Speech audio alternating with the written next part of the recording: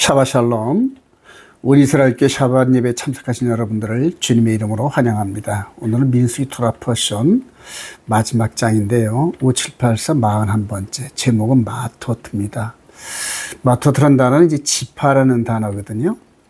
민수기 30장 1절. 모세가 이스라엘 자손 지파의 12지파죠. 수령들에게 말하여 이르되 여호와의 명령이 이러하니라. 사람이 여호와께 서원하였거나 결심하고 서약하였으면 깨트리지 말고 그가 입으로 말한 대로 다 이행할 것이라. 쭉 지나서요. 16절이야. 이는 여호와께서 모세에게 명령하신 규례니. 그래요. 남편의 아내에게 아버지가 자기 집에 있는 어린 딸에게 대한 것들이라. 이러면서 이제 민수기 마지막 부분으로 가는데요. 제가 성경을 어떤 형태로 이제 설명을 드리냐면은 태초로부터 시작을 해가지고 우리 주님께서 침례를 받고 그 다음에 AD 30년쯤에 십자가 사건을 통하여서 우리를 구속하시고 이제 마지막 이 후 3년 반 적그리스도에 등장하는 이 타임라인 이제 3.5년이거든요. 그래서 69일에서 70일의 사이가 이렇게 7년 형태로 있지만 한 일회가 7년이긴 하지만은 그러나 요 전 3년 반 예수님의 사역과 후 3년 반 적그리스도 사역 사이에 기독교 2000년의 역사가 이렇게 숨어 있어요.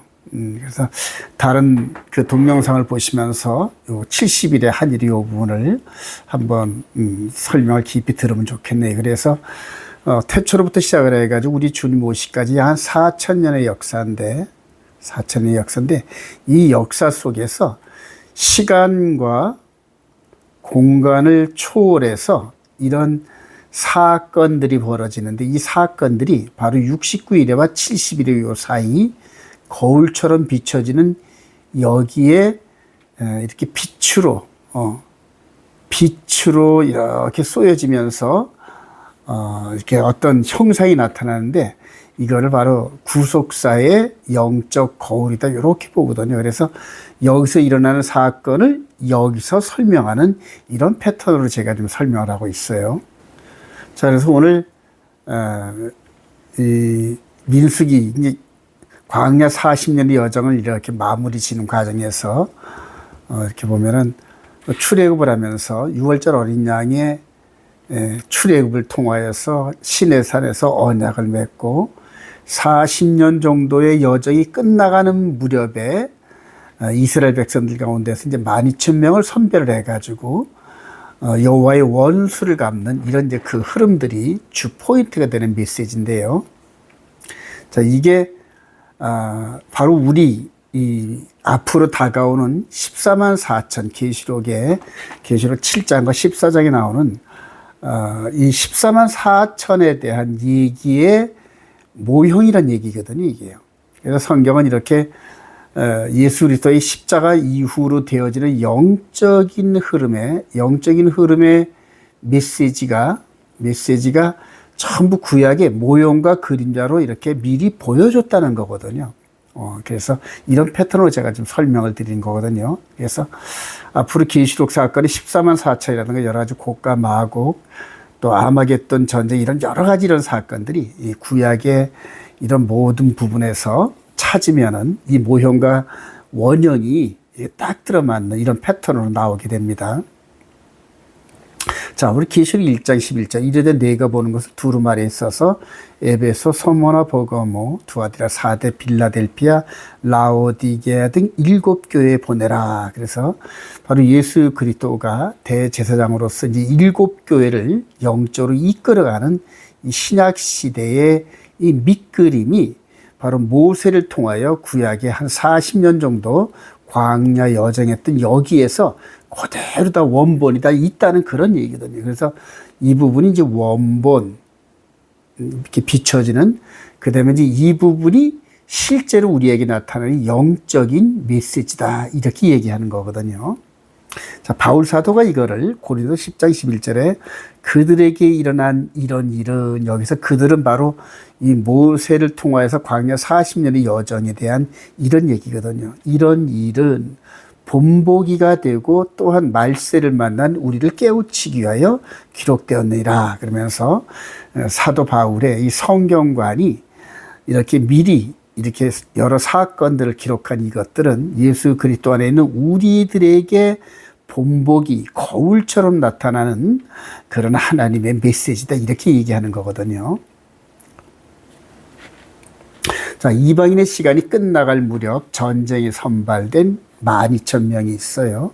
여기서 이제 지도자는 여호수아였고요. 그 다음에 14만 4천의 지도자는 예수 그리스도고요. 민수기 31장 1절에 여호와께서 모세에게 말씀하여 이르시되 이스라엘 자손의 원수를 미디안에게 갚아라. 그 후에 내가 네 조상에로 돌아가리라. 모세가 백성에게 말하여 이르되 너와 함께 있는 사람들 가운데서 전쟁에 나갈 사람들을 무장시키고 미디안을 치러 보내어 여호와의 원수를 갚되 이스라엘 모든 지파에게 각 지파에서 1,000명씩을 전쟁에 보낼지라 하며 각 지파에서 1,000명씩 이스라엘 100만 명 중에서 12,000명을 택하여 무장을 시킨지라. 이게 아주 굉장히 중요한 포인트인데요. 자, 이스라엘의 이 진영이 바로 이렇게 생겼죠. 가운데는 이제 성막이 이렇게 있고 구름 기둥과 불 기둥에 지성소 위에서 이렇게 항상 하나님이 임재 현장이 있고, 그래서 이스라엘 동서남북에 이 언약 백성들이 200에서 한 300만 명 정도 됩니다. 노약자들까지 다 합해서 하여튼 하나님의 언약 백성이죠. 이들 가운데서 각 지파에 1,000명씩 12,000명을 선발해서 여호와의 원수를 갚는 전쟁을 하라, 이렇게 명령을 내린 겁니다. 그리고 옆에 지도자는 여호수아고요. 여호수아 그래요. 이게 이제 저와 여러분들 삶의 한 3,500년 전에 모세 시대 때에 광야 40년 여정에서 일어난 사건들인데, 이게 이제는 우리들 앞에 나타나는데, 계시록 7장 1절 이후에 2일 후에 내가 네 천사가 땅 네 모퉁이에 선 것을 보니 땅의 사방의 바람을 붙잡아 바람으로 하여금 땅이나 바다나 각종 나무에 불지 못하게 하더라. 이게 이제 우리 시대에 되어지는 일이거든요. 또 보면 다른 천사가 살아계신 하나님의 일을 가지고 해돋는 데로부터 올라와서 땅과 바다를 해롭게 할 권세를 받은 네 천사를 향하여 큰 소리로 외쳐 이르되 우리가 하나님의 종들의 이마에 인치까지 땅이나 바다나 나무들을 해하지 말라 하더라. 내가 인침을 받은 자의 수를 들으니 이스라엘 자손의 각 지파 중에서 인침을 받은 자들이 14만 4천이니 그래요. 자, 여기서는 구약에서는 각 지파에서 1,000명씩 12,000명을요. 또 여기서는 예수 그리스도 안에 있는 우리들은 각 지파 중에서 인침을 받은 자들이 14만 4천이니 규모가 10배로 12배로 확대가 됐죠. 이제 구약에서는 언약 백성들이 200에서 한 300만이지만 신약에서는 새 언약 백성들이 이 규모보다 어마어마하게 많다는 얘기입니다. 그래서 여기서 이제 허다한 무리가 나오는데요. 자, 7장 9절. 이일 후에 내가 보니 각 나라 족속과 백성과 방언에서 아무도 능히 셀 수 없는 큰 무리가 나와 흰 옷을 입고, 즉 114만 4천 외에 허다한 무리가 있다는 얘기입니다, 여러분. 이제 이런 것들을 계시록을 해석하는 분들이 이제 많이 여러 이렇게 이론들이 있는데요. 흰옷을 입고 손에 종려가지를 들고 보좌과 어린 양 앞에 서서 큰 소리 위쳐 이르되 구원하심이 보좌인지 우리 하나님과 어린 양이 있도다며 하면서 이제 계시록 이 7장에서 선발된 14만 4천과 함께 허다한 무리들이, 즉 이 허다한 무리 가운데서 14만 4천이 선발됐고, 여기서는 200에서 300만 명 되는 데서 12,000명이 선발됐고, 그 선발된 이유가 여호와의 원수를 갚는, 또 이스라엘의 원수를 갚는, 여기서도 마찬가지로 영적인 전쟁에서 이스라엘의, 즉 저와 여러분들은 지금 새 언약 안에 있는 이스라엘 백성들이거든요. 영적인 얘기입니다. 육신적인 얘기가 아닌. 자, 그렇게 해서 우리 이스라엘의 원수와 여호와의 원수, 즉 옛뱀 사탄 마귀를 최종적으로 멸망에 이르가는 이 전쟁이거든요, 이게요. 그래서 광야 40년 여정 마지막에 있었던 12,000명의 전쟁과 다음에 이제 기독교 2000년의 여정 끝자락에 우리 주님이 재림하기 직전에 이루어지는 14만 4천의 전쟁이 똑같이 모형과 그림자식으로 이렇게 우리들에게 비춰진다는 얘기거든요. 그래서 14만 4천에 대한 이런 여러 가지 이런 것들을 알고 싶으시면은 민수기 31장에 있었던 12,000명의 전쟁에 대해서 계속 한번 묵상해 보시기 바랍니다.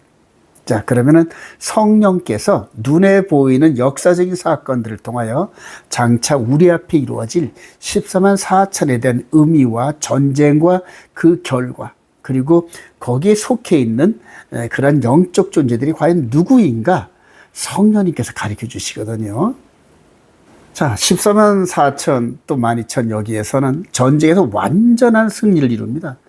그냥 뭐 9대1의 승리 이런 게 아니라 철저하게 100% 퍼펙트한 승리를 이루는데요. 민수기 31장 7절 이하에 쭉 보면 이제 여기서 한번 볼까요? 48절 이하에 군대의 지휘관도 그 천부장과 백부장들이 모세에게 나와서 모세에게 이르되 당신의 종들이 이끈 군인을 계수한 중 우리 중 한 사람도 충나지 아니하였기로. 그러니까 이 12,000명 중에서 한 명도 안 죽었다는 얘기입니다, 여러분. 이게 이제 이 칼과 활과 이런 육체적인 싸움에서 한 명도 안 죽은 이런 사건이 어디 있겠습니까? 근데 하나님께서 이렇게 하셨어요.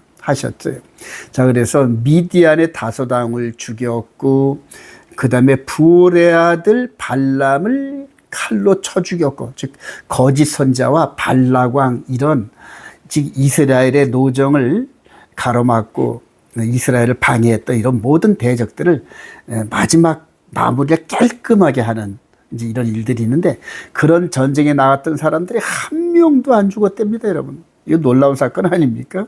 자, 그런데 여기서 14만 4천도 계시록 7장에서 14만 4천이 선발됐는데 계시록 14장에서도 한 명도 축이 안 나는 그런 모습으로 우리에게 다가와요. 계시록 14장 1절 또 내가 보니 보라 어린 양이 시온산에 섰고 그와 함께한 14만 4천이 서 있는데, 이들은 전부 다 땅에 있는 게 아니라 땅에서 선발돼서 전쟁에 나갔다가 전부 다 100% 승리를 이룬 부활체를 얘기하는 거죠. 부활체. 근데 이들은 이 땅에 있을 땐 거의 순교를 당한, 이게 육신적으로는 죽임을 당했지만 영적으로는 퍼펙트한 승리를 하는 이런 걸로 이제 보게 되는데요. 이 14만 4천이 지금 인을 치는 과정이라 저는 아주 이렇게 생각하고 있거든요. 자, 이 사람들은 여자와 더불어 더럽히지 않냐고 순결한 자라 그래요. 여기서 여자라 말하면은 육신적인 여자가 아닌 변질된 교회입니다, 여러분.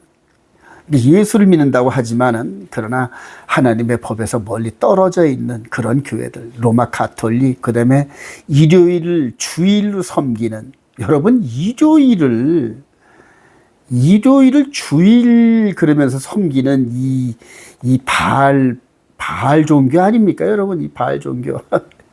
역사적으로 일요일 썬데이는 로마 시대 때에 바알 신을 섬기던 그런 그 날이었거든요.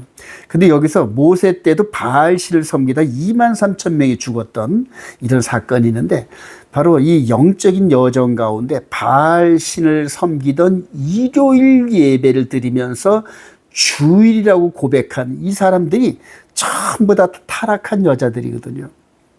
4절 이 사람들은 여자와 즉 타락한 교회와 더불어 더럽히지 아니하고 순결한 자라. 근데 여기서 순결한 건 뭐냐? 바로 다 순교를 당했다는 겁니다. 그래서 마지막 14만 4천 사건은 이 변질된 교회가 정말 하나님의 계명과 예수를 믿는 증거를 가진 정말로 신실한 성도들, 거룩한 신부들을 죽이고 하는 이런 사건들로 이제 앞으로 다가올 거예요, 여러분. 어린 양이 어디로 인도하든지 따라가는 자며, 그러니까 어린 양이, 즉 주님이 우리를 육신적인 죽음으로 인도하지만 영적인 승리로 인도하는 그 길을 따라갔다는 얘기입니다. 예. 처음 익은 열매로 하나님과 어린 양에게 속한 자들이니 그 입에 거짓말이 없고 흠이 없는 자들이더라 그래요. 바울 사도가 데살로니가 후서 마지막 부분에 우리 주님 공중 강림하실 때 너희들의 온몸과 영과 혼이 흠이나 티나 주름 잡힌 게 없는 철저한 퍼펙트한 신부가 되라 그랬어요. 14만 4천이 그렇게 되고, 그 다음에 이들과 함께는 허다한 무리들, 그래, 허다한 무리들. 14만 4천만 휴가되는 게 아니라 이 허다한 무리 가운데서 이렇게 뽑힌 14만 4천을 필두로 해서 동일하게 다 허다한 무리들이 휴거가 되는 사건들이 있을 겁니다. 즉, 허다한 무리 안에서는 누구를 뽑아도 똑같이 14만 4천과 똑같은 영적 성품을 가진 그런 거룩한 백성들을 얘기하는 거죠. 사랑하신 여러분들, 저와 여러분들이 전부 다 이렇게 거룩한 흠이 없는 진리 가운데 무장된 하나님의 거룩한 백성들이 되기를 소망합니다. 자, 이 여정인데요. 민수기 토라 포션 42번째 마세이 여정인데요. 자, 민수기 33장 1절 이하에 쭉 보니까 모세가 여호와의 명령대로 그 노정을 따라 그래요. 자, 그들이 첫째 달 15째 날에 람셋을 떠나서니 곧 6월절 다음 날이라. 6월절 다음 날로 해서 떠나가지고 40년 여정 속에서 마지막 진친 곳이 여리고 맞은편 요단강가 모압 평지에 진을 쳤으니 그래. 요단강 근데 이게 보니까 42번을 옮기면서 진을 쳤다 그러더라고요. 자, 이제 이 여정이 고센 땅에서 6월절 그 예식을 지나고 무교절 첫날 고센 땅을 출발해가지고 시내산에서 오순절날 언약을 맺고, 그 다음에 가데스 바네에서 40일 정탐을 하다가 불순종을 통해 40년 여정을 이렇게 하루가 1년씩 해서 40년 여정을 한마디로 뺑뺑이를 도는 겁니다, 여러분. 그래서 여기서 이 이방 지역, 이 가는 과정에서 바로 가나안 땅을 들어가지 못하고 이방 지역 40년 여정을 끝나고 나서 모압 평지와 요단 평야 여기에 서 있다는 얘기입니다. 여기서 이제 모세가 마지막 마무리를 하고 느보산에 올라가서 이제 자기의 사명을 마무리하는 이런 여정, 이게 이제 마세이라는 거거든요. 자, 그런데 이런 여정 가운데서 우리가 주목할 부분이 뭐가 있냐면은 이 여정 중심에 법궤가 있고, 그 법궤를 메고 다니는 제사장이 항상 나팔을 불면서 맨 앞에 진지 맨 앞에 갔다는 얘기거든요. 그러니까 이 백성들 중심의 십계명과 함께 하나님의 임재의 상징인 구름 기둥과 불 기둥이 항상 있었고 나팔을 불고. 자, 우리 천사장이 내려올 때, 우리 주님께서 내려올 때 나팔도 분다 그러죠. 자, 기독교의 2000년의 여정이 우리 주님이 승천하시고 나서부터 이제 이스라엘 에루살렘으로부터 시작해서 에루살렘과 온 유대와 사마리아와 땅 끝까지 이르러 한 바퀴 삥 도는 여정 가운데서 이 복음이 전 세계를 향하여, 전 세계를, 모든 족속을 향하여 계속 퍼져나가면서 이 복음이 증거되고 한 바퀴 도는 여정이 똑같이 이 출애굽 40년 여정하고 똑같이 벌어졌어요. 그리고 이제 그 여정 가운데서 중심축이 뭐냐 하면은 예수를 영접한 백성들은 전부 다 이 마음판에 십계명을 기록했습니다. 십계명을 기록하고, 그 다음에 십계명을 기록한 그 사람들에게 성령님께서, 구약에서는 구름 기둥과 불 기둥이었는데 신약에서는 마음판에 계명을 기록하고 성령님께서 이들을, 이 언약 백성들을 인도하는 흐름들이기 때문에 겉사람의 모습을 봐서는 모르죠. 그런데 속사람, 즉 성령님께서는 이걸 아시고 계시죠. 자, 마태복음 28장 19절. 너희는 가서 모든 민족을 제자로 삼아 아버지와 아들과 성령의 이름으로 세례를 베풀고 내가 너희에게 분부한 모든 것을 가르쳐 지키게 하라. 가르쳐 지키게 하라. 분부한 모든 것. 그래서 이 12 제자들이 나중에 성령 받고 성령께서 지시한 걸 깨달으면서 딱 구약에 있는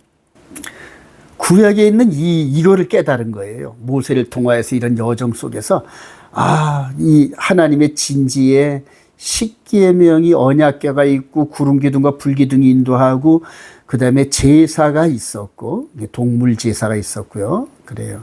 동물 제사, 계명, 구름 기둥과 불 기둥, 요 세 가지가 딱 기억에 났는데, 이게 사도들에 의해서, 예수의 십자가 사건의 보혈의 피가 우리 안에 떨어졌고, 그 다음에 십계명이 우리 마음판에 기록됐고, 성령님께서 우리 가운데 임재하셔서 우리를 이끄신다니까 딱 깨달았거든요. 그래서 예수를 구주로 영접하면 성령을 선물로 받는데, 그분들은 전부 다 마음 안에 기록된 계명을 순종하면서 하나님 나라의 백성으로서 살아가는 거거든요. 그래요. 사도행전 1장 7절 이르시되 때와 시기는 아버지께서 자기의 권한에 두셨으니 너희가 할 바 아니요 오직 성령이 너희에게 임하시면 너희가 권능을 받고. 여기서 권능이 뭘까요? 마음에 하나님의 계명이 기록되면서 거룩의 권능을 받고 마귀의 미혹을 이겨내요. 속지 않는다는 말. 한마디로 속지 않는다는, 거짓말에 속지 않는다는 거예요. 왜냐? 진리가 마음판에 기록됐거든요.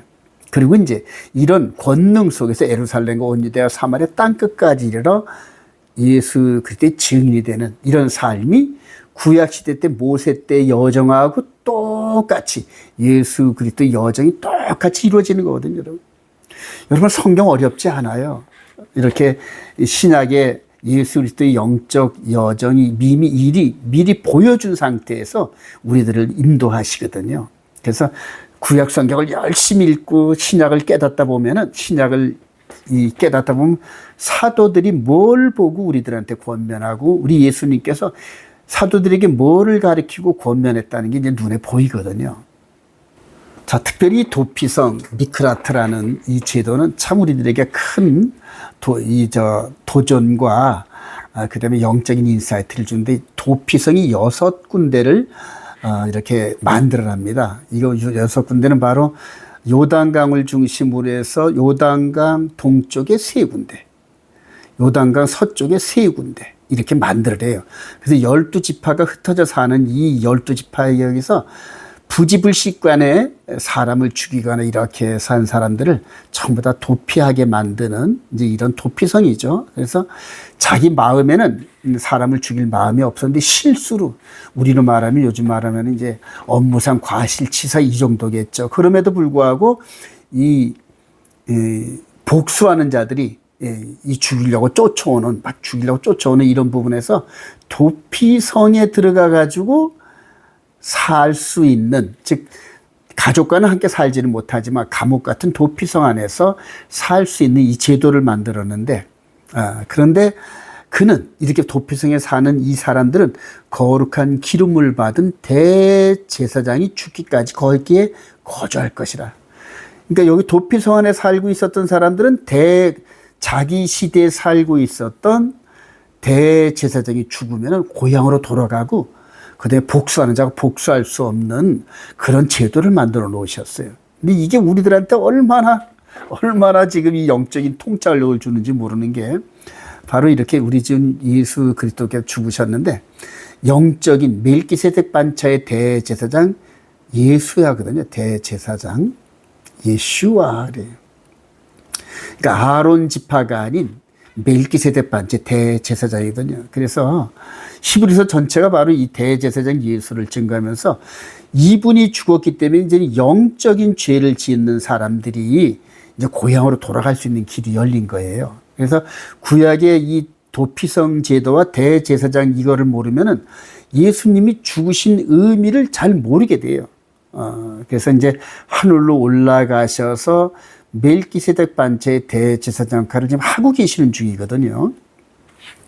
히브리서 4장 14절에 이제 이거를 깨달은 히브리서 기자가, 그러므로 우리에게 큰 대제사장이 계시니 승천하시니 곧 하나님의 아들 예수시라 그래요. 바로 이 히브리서 기자가 이걸 기록할 때도 땅에서는 대제사장이 있었어요. 그때 가야바 계통이었는데요. 그런데 그 제사장이 아니라 하늘 대제사장 예수가 우리의 영적인 영의 몸의 대제사장이라는 겁니다.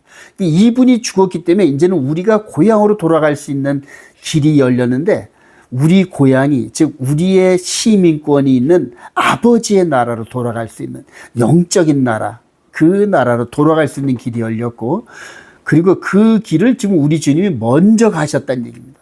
그리고 우리들 보고 따라오라는 얘기거든요. 따라오라는 얘기예요. 자, 15절 보니까 우리에게 있는 대제사장은 우리의 연약함을 동정하지 못하실 리가 아니요 모든 일에 우리와 똑같이 시험을 받으시니로되 죄는 없으시고 그래요. 죄 없으신 이분이 이렇게 구약의 이런 대제사장과 함께 도피성 제도를 통하여 이제는 땅에 있는 저희 도피성은 별 의미가 없어요. 이제는 영의 몸에 도피성인 예수 그리스도 안에서 살다가 우리가 육신의 삶을 마감하게 되면 영의 몸은 우리 주님이 가셨던 아버지 나라로 돌아갈 수 있는 길이 열리는 이것을 알려주는 것이 도피성 제도거든요. 현재 저와 여러분들은 예수 그리스도 안에 있는 도피성에서 마귀의 공격을 막아내면서 살아가고 있는 중이라는 얘기죠. 자, 그런데 대제사장 메시아께서 죽으실 때를 예고한 다니엘의 70일에 이게 너무 중요합니다, 여러분. 아주 귀담아 들으시길 바랍니다. 다니엘서 9장 20절. 그러므로 너는 깨달아 알지니라. 예루살렘을 중괄하는 영이 날 때부터 기름 부은 자 곧 왕이 일어날까지 7이레와 60이레가 지날 것이요. 그러면서 바로 다니엘이 주전 530년에 가브리엘 선지를 통하여서 이렇게 지금 계시를 드는데 중건령이 날 때부터 69일에가 지나면은 메시아가 등장한다 이 얘기입니다, 바로. 그래서 26절 62일의 이후에 그래요. 69일에 69일의 요 지점 경계선을 벗어나서 62일의 이후에 after the 62 sevenths 기름 부음을 받은 자가 끊어져 없어질 것이며 그래요. 그러니까 이렇게 69일이 이전까지는 30세가 되실 때까지 공생애를 준비하는 우리와 똑같은 연약함과 이 고난을 겪으신 이분이 69일을 기점으로 해서 여기서 침례를 받으시고 3년 반 동안 공생애를 하시다가 3년 반 공생애를 마친 즉 한일의 중간에 십자가를 통하여서 끊어져 없어질 것을 예고한 이 메시지를 성취했거든요. 바로 이렇게 그림을 그려서 보면 너무 쉽습니다. 그런데 다니엘서 9장 20절 그가 너무 중요하죠. 그가 장차 많은 사람과 더불어 한 일해 동안에 언약을 굳게 맺고 즉 69일에와 70일의 사이에 언약을 굳게 맺고 여기에서 오해를 해가지고 세대주의는 이 7년을 끝자락 갖다 놓는 이런 엉터리 해석을 했어요. 한마디로 말해서 한 일 동안 언약을 맺고 그가 그 일의 절반의 제사와 즉 성전에서 드리던 제사와 예물을 금지할 것이며 폐할 것이며 그래서 정말 이거 너무너무 중요한 건데 해석을 잘 하셔야 되거든요. 자, 그러면서 왜 폐하셨을까? 히브리서 기자가 이걸 설명해요. 히브리서 10장 4절 이는 황소와 염소의 피가 즉 여기서 제물로 드려졌던 제바흐라는 이 제물 즉 황소와 염소의 피가 능히 죄를 없이 하지 못한대요. 그러므로 주께서 세상에 임하실 때 하나님이 제사와 예물을 원하지 아니하시고 그래요. 즉 이 예수 그리스도가 폐하신 제사와 예물을 하나님이 원하지 아니하시고 오직 나를 위하여 한 몸을 예비하셨도다. 그러면서 바로 이분이 진짜 죄를 없애는 이 피를 흘리심으로 이전까지 모형과 그림자로 드렸던 이 성전의 제사와 예물을 폐하셨단 말입니다. 그리고 그때부터 40년 후에 로마 장군 티토에 의해서 제사와 예물을 계속 드리던 이 성전을 허물어 버렸어요. 완전히 허물어 버렸어요. 예. 이게 이제 역사적인 사건이고 그때로부터 지금 한 2000년 가까이 흘러서 현재 2024년이 됐는데 아직까지 70일에가 안 끝난 겁니다, 여러분. 자, 그러면서 이제 제3성전이 세워지려고 했죠. 그리고 제3성전이 세워지면서 마귀가 등장하고 적그리스도 등장하면서 엄청난 거짓의 카오스 시대로 들어갈 겁니다. 자, 그래서 정말 이 성경 너무너무 종말론 이 부분을 정말 잘 이해를 해야 되는데요. 자, 갈라디아서 4장 3절 이와 같이 우리도 어렸을 때 이 세상에 초등학문 그래요. 즉 성전에서 드려지던 모든 제사를 초등학문이다 이렇게 해석을 했어요. 초등학문 아래에서 종로로 타였더니 때가 참에 하나님이 그 아들을 보내사 여자에게서 나게 하시고 여기서 여자는 창세기 3장 15절 여자의 후손을 바로 염두에 둔 거예요. 여자에게 나가 율법 아래에 나게 하신 것을 여기서 율법 아래 즉 우리 주님도 율법 아래 모세의 율법 아래에서 나게 하신 것은 율법 아래에 있는 자들을 속량하시고 우리로 아들의 명분을 얻게 하려 하심이라. 그래서 이 율법 아래 나게 하시면서 30세 이후로 공생애를 통하여 죽으시고 부활하면서 하늘로 올라가시면서 율법 아래에 있었던 우리들을 이끄는 방법을 실제로 눈으로 보여준 사건이 바로 이 승천 사건이거든요. 저와 여러분들도 예수와 함께 십자가에서 죽고 장사되고 부활하는 영적 경험을 통하여 우리 주님 공중강림 여기서 70일의 마지막 여기에 공중강림하시면서 땅에 있는 우리들 공주로 끌어올리시면서 마지막 역사의 마무리를 지실 겁니다, 여러분.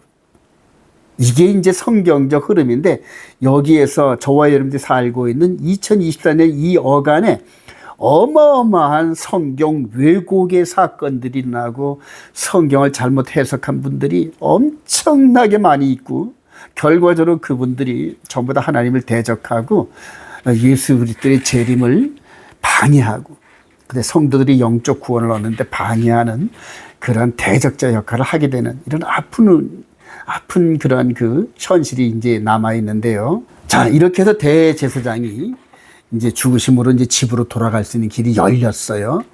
자, 요한복음 14장 1절 너희는 마음에 근심하지 말라 하나님을 믿으니 또 나를 믿으라 내 아버지 집에 거할 것이 많도다 그렇지 않으면 너에게 일렀으리라 내가 너희를 위하여 거처를 즉 아버지에게 집이 거처를 예비하려고 하니 가서 너희를 위하여 거처를 예비하면 내가 다시 와서 재림해서 너희를 내게로 영접하여 나 있는 곳에 너희도 있게 하리라. 즉 우리 주님이 현재 계신 아버지 나라로 우리를 데려가시겠다는 겁니다, 여러분. 4절 내가 어디로 가는지 그 길을 너희가 아느니라. 도마가 이럴 때 주여 주께서 어디로 가시는지 우리가 알지 못하는 그 길을 어찌 알겠사옵나이까. 예수께서 이럴 때 내가 곧 길이요 진리요 생명이니 나로 말미암지 않고는 아버지께로 올 자가 없느니라. 이렇게 말씀하셨죠. 죽으시기 직전에. 자, 그러면서 이 도피성의 제도를 밑바닥으로 우리 주님께서 죽어주심으로 대제사장이 죽어주셨어요. 그리고 대제사장이 죽음으로 말미암아 이제는 고향 아버지 집으로 돌아갈 수 있는 길이 열렸다는 얘기입니다. 아직 갔다는 얘기가 아니거든요. 자, 그러면서 이제는 이 복음이 2000년 동안 이 복음이 증거되는 게 집으로 돌아가자 이 얘기입니다. 바로 예수 믿고 영적 거룩을 이루어서 신부가 되어서 아들과 혼인잔치를 맺고 그리고 아버지 나라로 돌아가자. 즉 부활체를 지금 알리야가 한 이스라엘로 돌아가자가 아니라 이거는 이제 보이는 사건의 시간표고 영적인 보이지 않는 영의 몸이 우리 주님과 함께 혼인잔치에 참여하고 아버지 나라로 돌아가는 때가 왔다. 이게 이제 초대교회 때부터의 외침이거든요. 근데 이제 2000년이 흘렀어요. 어영간 2000년이 흘러서 이제는 우리 주님 오실 날이 곧 다가오는데 거기에 우리 앞에 큰 장애물이 모이는데 자, 요 때를 우리 바울 사도는 고린도서 6장 1절에 하나님과 함께 일하는 자로서 너희를 구원하노니 하나님의 은혜를 헛되이 받지 말라. 내가 은혜 베풀 때 너희에게 듣고 구원의 날에 너를 도왔다 하시더니 보라 지금은 은혜 받을 만한 때요. 보라를 두 번씩이나 얘기합니다. 지금은 구원의 날이로다. 집으로 돌아갈 우리 땅의 집이 아닌 이스라엘의 알리야가 아닌 이제는 땅이 아닌 새하늘과 새 땅으로 돌아갈 그 시간대다 이렇게 얘기를 하는데 옆에 큰 장애물이 이제 있어요. 이제 이렇게 돌아가는 이 길을 예비해 놓으셨는데 이제는 우리의 앞에 다가오는 장애물이 있어요. 빌립보서 3장 17절 그러나 우리의 시민권은 하늘에 있는지라 거기로부터 구원하는 자 곧 주 예수 그리스도를 기다리니 그는 만물을 자기에게 복종하실 수 있는 자의 역사로 우리의 낮은 몸 현재 낮은 몸 부활하지 않은 낮은 몸을 영광의 자기 영광의 몸의 형체와 같이 변하게 하시리라. 여러분들 지금 우리 주님께서 부활체로 지금 계시죠? 부활체로 2000년 전에 올라가셨는데 그 모습으로 지금 이렇게 아버지 나라에 계시는 거예요. 그리고 저와 여러분들이 이분과 똑같은 부활체가 되는 겁니다. 여러분 부활체. 그러니까 현재 우리가 육의 몸 안에 있으면서 겉사람은 후패해지고 늙고 병들고 그러면서 때로는 예수를 믿는다고 핍박받는 게 아니라 예수 믿고 하나님의 계명을 지킨다고 안식일을 지킨다고 기존 일요일 교회에서 핍박을 받고 2단 3단 소리를 들어가면서 이렇게 살고 있지만은 그러나 그 소망이 바로 이렇게 부활한 모습으로 우리 주님과 함께 혼인잔치의 아버지 나라에 가는 이런 소망이 있다는 얘기예요, 여러분. 할렐루야. 결론입니다, 여러분. 대제사장의 재림을 기다리는 성도들의 자세인데 우리 주님께서 신신당부하셨어요. 2000년 전에. 마태복음 24장 3절 예수께서 감람산 위에 앉으셨을 때에 제자들이 조용히 와서 이르되 우리에게 이르소서 어느 때 이런 일이 있겠사오며 또 주의 임하심과 세상 끝에는 무슨 징조가 있사오리까. 예수께서 대답하여 이르시되 너희가 사람의 미혹을 받지 않도록 주의하라. 많은 사람을 미혹하리라. 많은 사람이 내 이름으로 와서 나는 그리스도라 하여. 제일 먼저 주의를 준 게 미혹하는 자들, 거짓 선자들, 적그리스도를 경계하라 이렇게 말씀을 하셔요. 자, 그때로부터 2000년이 흘렀어요. 거의. 그리고 2000년 동안 우리가 하나님의 계명을 마음에 품고 예수 믿는 믿음을 가지고 이 초대교회 때부터 현재까지 계속 해오면서 이런 성품을 가진 자들, 즉 하나님의 계명과 예수를 믿는 증거를 가요. 이걸 남은 자라고 그다음에 이걸 성도라 그래. 여러분 이거 너무너무 중요합니다. 여러분 마음에 기록된 계명 이거 순종의 거룩에 이르릅니다. 자, 이렇게 가는 여정 속에서 마지막에 요놈이 마지막에 이 거짓 선자, 거짓의 아비, 마귀의 현신인 적그리스도가 하나님의 때와 법을 변개합니다. 즉 하나님의 거룩한 계명과 절기 안에서 하나님의 스텝을 따라오던 우리들을 여기서 큰 장애물로 속였어. 때가 법을 바꿨다 그러면서 이미 속인 이 부분이 때, 즉 안식일을 썬데이로 바꾸고 계명을 바꾸고 계명을 안 지켜도 된다 이런 식으로 해놓고 그리고 요즘에 교회 한번 가보세요. 10계명 지키는 교회가 어디 있어요, 여러분? 예전에는 교회 안에는 이 구약에는 전부 중심엔 언약궤가 있었잖아요. 지금도 교회 안에는 10계명이 중심이 되고 우리 성도들 마음 성전에는 10계명이 중심이 돼야 되거든요, 여러분. 근데 이걸 지금 계명을 전부 폐해거나 바꿔가지고 지금 따라가고 있어요, 여러분 지금. 야고보서 1장 16절로 결론을 맺죠. 내 사랑하는 형제들아 속지 말라 그래요. 우리 예수님의 실질적인 육신의 동생 야고보가 형제들아 속지 말라. 여기서는 미혹하려 그랬잖아요. 그러니까 이게 미혹이 제일 이게 문제인 거. 속지 말라 그래요. 온갖 좋은 은사와 온전한 선물이 다 위로부터 빛들의 아버지로부터 내려오니 그는 변함도 없으시고 회전하는 그림자도 없으시다 그래요. 우리 안에 빛 오르 그래요. 오르 그래요. 빛. 이 세상의 태양빛 이런 게 아니라 우리 마음 안에 있는 진리의 빛 그래요. 계명의 빛 그래요. 그가 그 피조물 중에 우리로 한 천열매가 되게 하시려고 자기의 뜻을 따라 진리의 말씀으로 우리를 낳으셨느니라. 우리 진리의 말씀으로 우리 마음에 새겼어요, 여러분. 내 사랑하는 형제들아 너희가 알지니 사람마다 듣기는 속해하고 말하기는 더디하며 성내기도 더디하라. 사람이 성내는 것이 하나님의 의를 이루지 못함이라. 그러므로 모든 더러운 것과 넘치는 악을 내버리고 이 속에 마음 안에 있는 영의 몸 안에 있는 더러운 것들 이런 마귀가 막 뿌려놓은 그런 악의 이런 것들 내버리라는 얘기예요. 그리고 너의 영혼을, 여기서 영혼의 몸입니다. 능히 구원할 바 마음에 심어진 말씀을 온유함으로 받으래요. 사랑하신 여러분, 마음에 심어진 말씀 한번 볼까요? 마음에 심어진 말씀, 우리 안에 예수를 믿고 성령님께서 우리 마음 안에 십계명을 이 말씀을 온유함으로 순종하래요, 여러분. 야고보 사도가 그래요. 다른 사도들도 똑같이 이거와 똑같은 성품으로 마음 안에 새겨진 계명대로 살아가라는 거예요, 여러분. 사랑하신 여러분.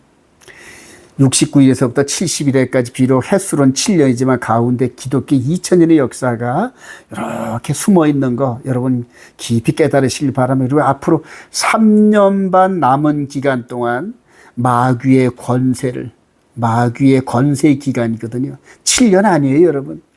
7년 평화제 이런 거 다 속이는 겁니다, 여러분. 7년 환란 이런 거 다 속아서 넘어간 사람들이 그렇게 얘기한 거거든요. 3년 반밖에 없어요, 여러분.